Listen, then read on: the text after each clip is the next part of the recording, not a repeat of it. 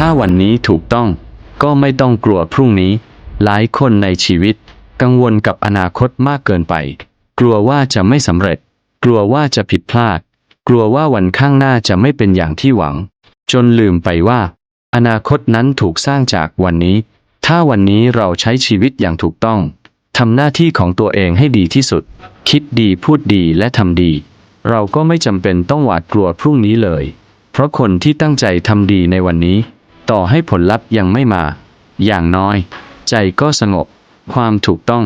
อาจไม่ได้ทำให้ชีวิตง่ายทันทีแต่อย่างน้อยมันทำให้เราไม่ต้องหนีตัวเองเรานอนหลับได้อย่างสบายใจไม่ต้องระแวงไม่ต้องเสียใจภายหลังสุดท้ายนี้อย่าเสียเวลาคิดถึงอนาคตจนเกินไปแค่ทำวันนี้ให้ดีที่สุดก็พอแล้ววันพรุ่งนี้